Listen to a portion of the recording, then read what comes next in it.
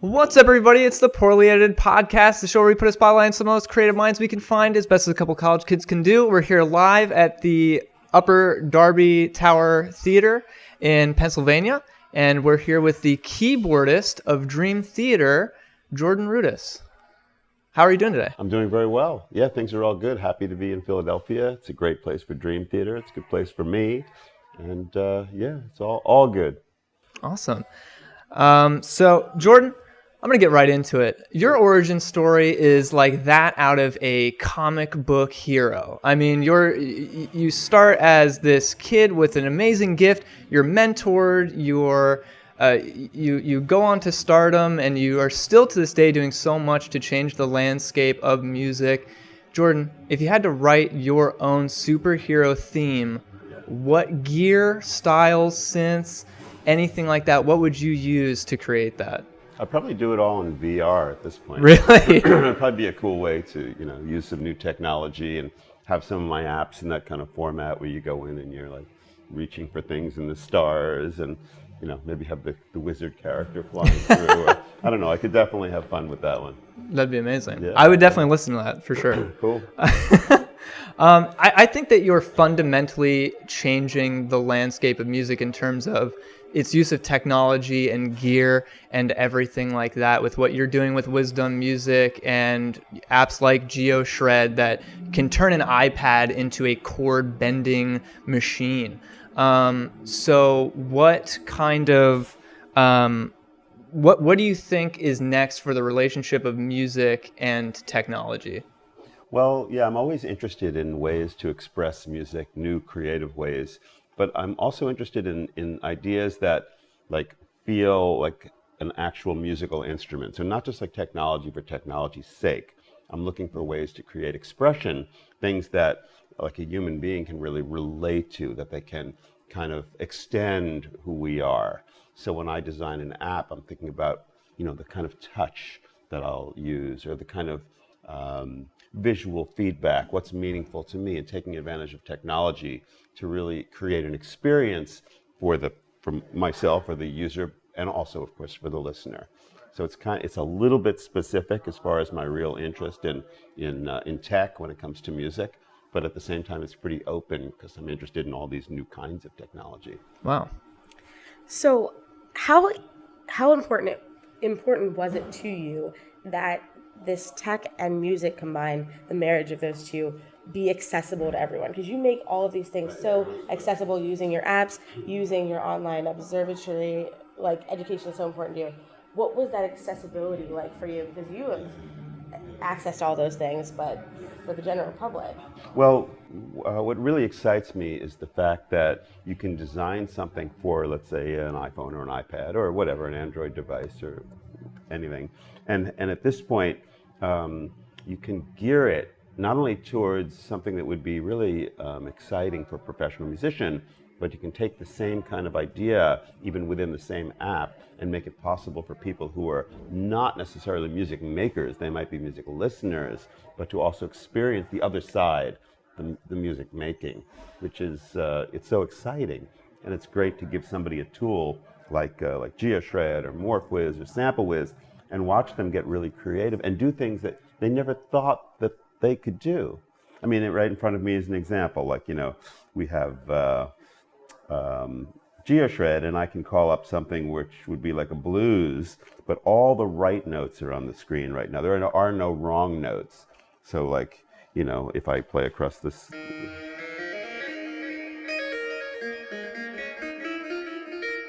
So whenever you touch the screen, it's going to play the right note in the scale, right, which is pretty cool. Or you don't have to have that. You could, if you're a professional musician, you'll turn that off and have the full flexibility. But if you're just somebody who is usually a listener and you want to run your finger, and you can try running your finger on it and see what happens. Just go across the row, and maybe you can. Right, so you're playing. You got a good start to playing the blues. You can start the backing track. Wow. Play a little higher. Probably sound a little cooler. Yeah, there you go. Now you're playing the blues. That's right. amazing. So that kind of thing. Very interesting. It's that kind of offering that I get excited about, where like somebody who's a professional can be like sliding pitch, but somebody who's an amateur or not a musician can also have the experience. Finding that kind of balance is what I think is really cool. That's amazing. I think that's so important. Bridging that gap, I think, is amazing. And being able to use something that everybody might have in their household to turn it into an instrument. Yeah, exactly. Yeah, exactly. You've been making amazing strides to make that possible, honestly. And I think apps like that are some of the most comprehensive ones on the market that are capable and have the forethought of those kinds of tools for musicians and even not. It's definitely what I'm interested in. Yeah. Extending what we do as professional musicians and expression, but also offering music to as many people as possible. It all basically started with Morphwiz, which was the first app that I made, and I had this idea. Well, one of the ideas was that I could have any scale on the playing surface, and that would allow people to just run their finger. We'll hear it a little higher. Right? So every patch that you go to basically is going to offer something a little bit different. Some will just slide, but some will have 5 octaves of a particular scale, some will have 1. So it's just kind of that type of thinking is really, really important. And all of these apps that you've created, how important were they in the use of your upcoming album in the creation of it? Good question. So on my new album, which is called Wired for Madness, coming out on April 19th, I use Geoshred as a MIDI controller a lot because you can do all this amazing sliding on it, which I can't do on my keyboards. Primarily on the available keyboards today, you play a chord, and when you play the chord, if you move a slider or a pitch controller, everything changes. But the whole concept with what I've been working on for some years now is that you play some notes, and every note is... You can bend one and not the other. Even on this app that's already 10 years old, you could hold a note and then play another one and slide this.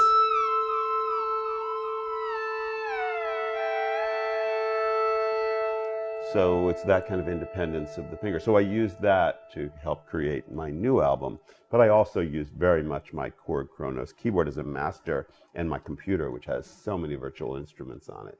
That just really goes to show that there is absolutely no limitations, especially when it comes to music and technology. There's no limitations, and the only limitation is your mind, and that's absolutely incredible. And so you've got Wired for Madness coming out in just a few days, and you just released, within the past day or so, you released your newest single, Why I Dream. Which is, right. Tell us a bit more about that. So I teamed up with this wonderful video creator whose name is Wayne Joyner. He's done a lot of stuff with Dream Theater. Now he's working on stuff for my new album, and he's doing some amazing videos for the album. Why I Dream is the latest one. It's one of the songs off the album, and it's the last song we're going to release as kind of like a free offering for people to check out what the album's about. Next thing is the album is going to be released on the 19th, and on the, I don't know when this will be airing, but on the 18th in New York City, we're doing a signing, a Q&A over at Guitar Center on 14th Street, right in the kind of heart of Manhattan. That's going to be really fun. That's awesome.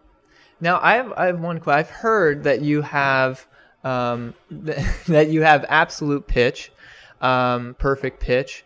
And so for those who might not be familiar with that, could you maybe explain the difference between relative and absolute pitch? Oh, yeah, that's a good question. So with relative pitch, you play a note, and then if you had relative pitch, I play here, and you say, oh, it's a D. Because you heard the first note, I have to tell you what it was, although I didn't tell you. So, but yeah. So relative pitch means you need a starting point. You need to know what the first pitch is of something, and you can relate to that. But perfect pitch is like, out of the area, A, it's just kind of, what it is. It's almost like seeing a color and going, okay, brown.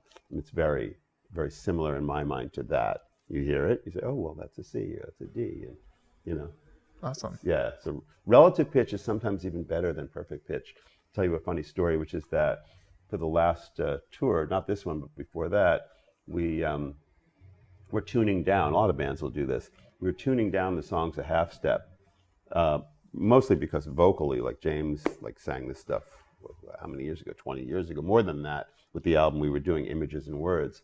So in doing that, I already knew how to play the stuff in a certain key.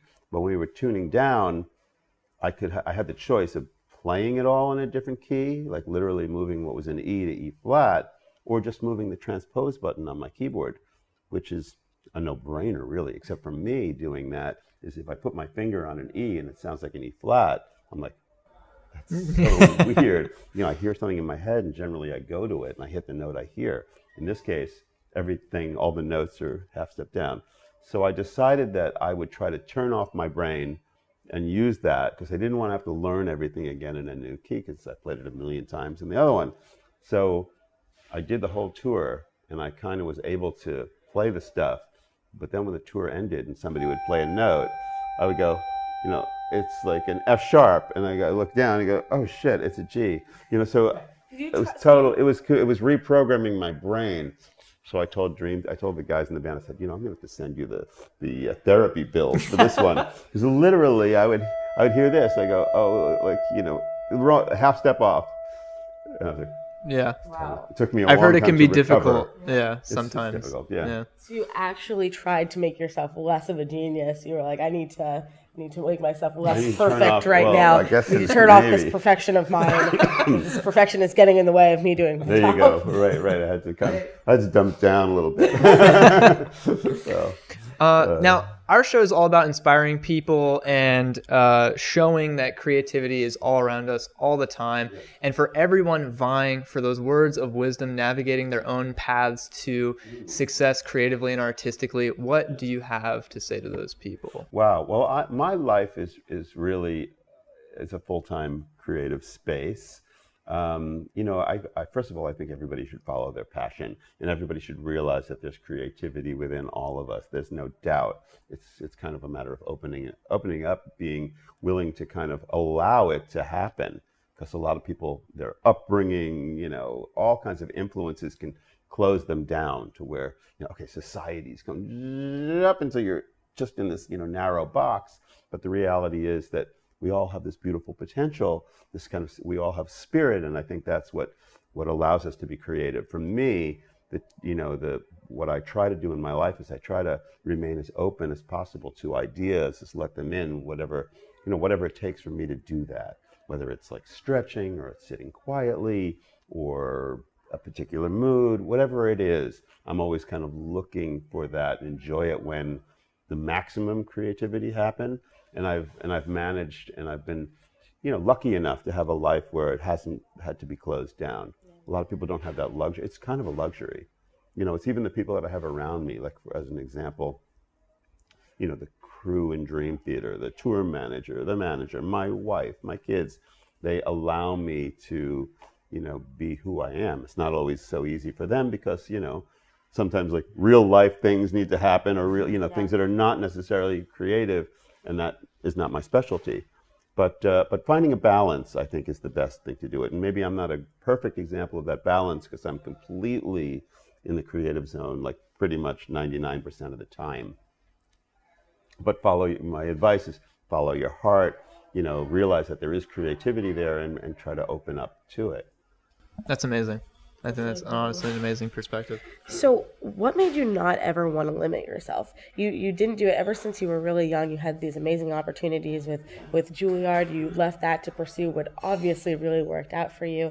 And now you have Dream Theater and Wired for Madness and Wizdom Music and your Online Conservatory. So how do you juggle that creativity, and how do you stick to your guns about being completely limitless in all your creative endeavors?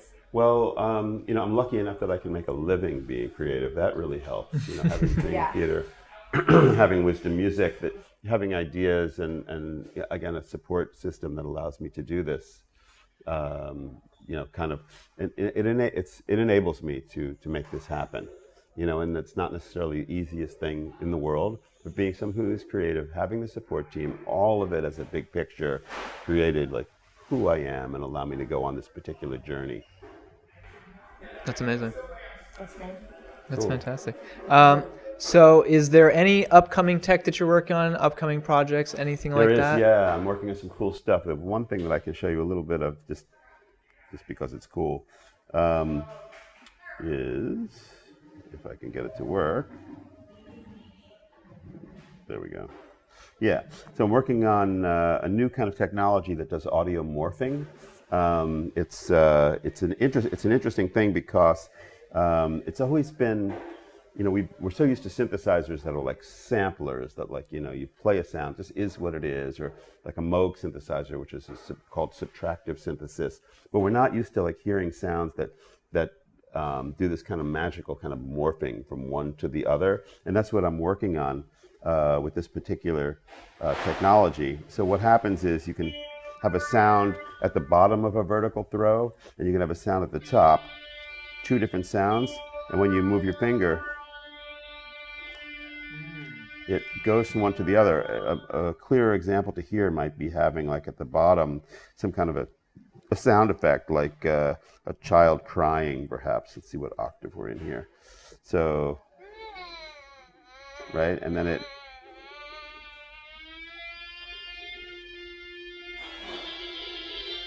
so then. That's amazing.